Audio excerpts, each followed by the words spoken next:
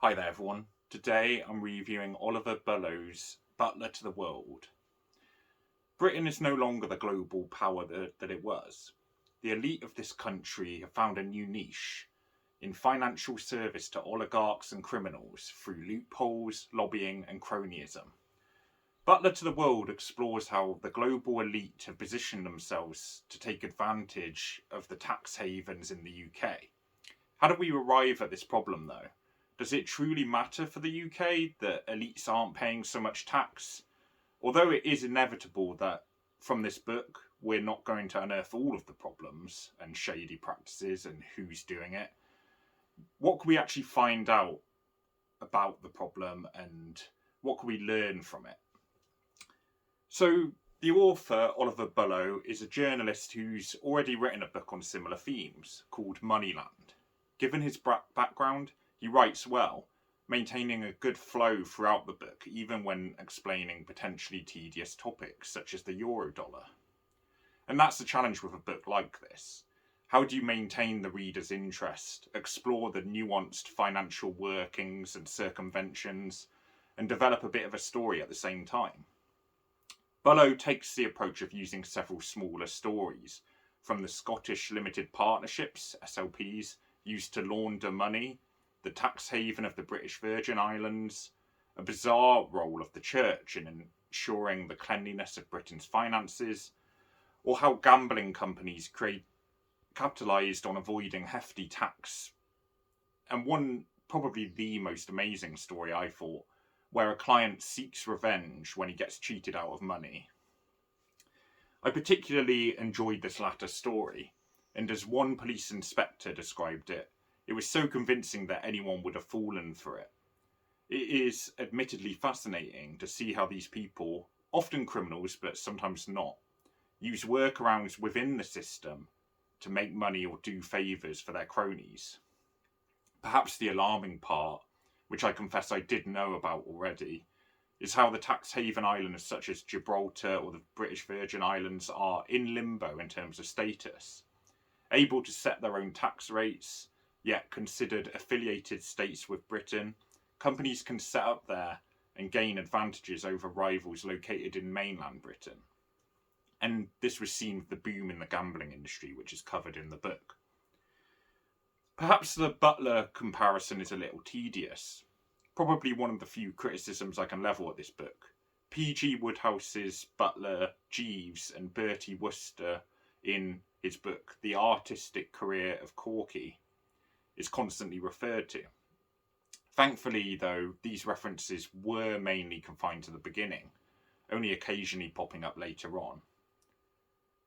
In terms of the book's subject, the main limitation is that a lot of the shady financial practices are truly hidden, which is partly why barely any of it gets stopped, particularly when influential people are benefiting from them.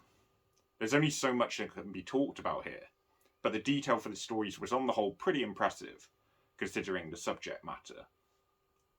The manipulation of loopholes is really central to the book, and really it's probably one of its simpler premises.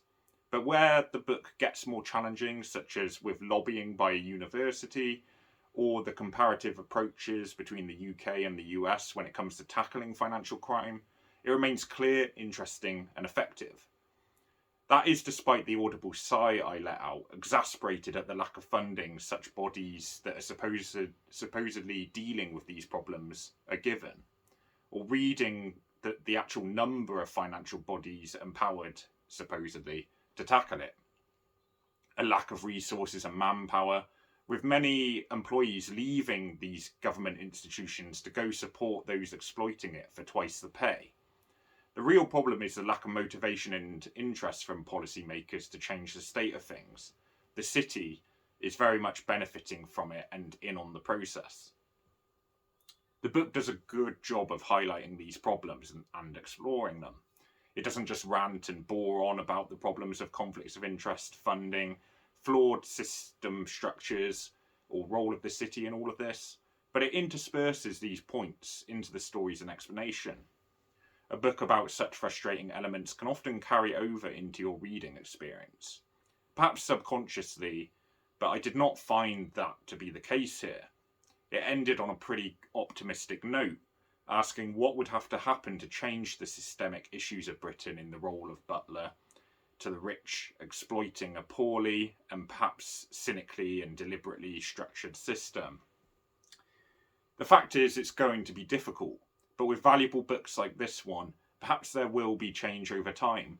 The power balance is in the hands of the elite, and as this book has strived to show, a lot of the facts are, of course, hidden and out of sight. How do you track the untraceable? With company records and ownership hidden in shell companies and held by peers and protected by lobbying politicians. The fact is, it's probably going to take pressure and restructuring for anything to happen, but at least writers like Bullough are shedding light on it. So, in terms of final score, I thoroughly enjoyed this book. The flow, explanation, and examples were all well selected and interesting. The quotations and research from insiders were useful and coloured the story. And although this is a topic that it is easy to feel pessimistic about, perhaps there will be change over time if the common person takes the issue up with their MPs.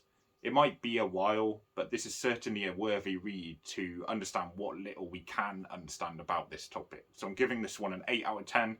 It's really well explained and it's not too long either. I think it was about 250 pages. So definitely worth a read, that one. And I've got plenty more similar reviews about corruption and politics coming up. So like and subscribe for more, and thanks for watching.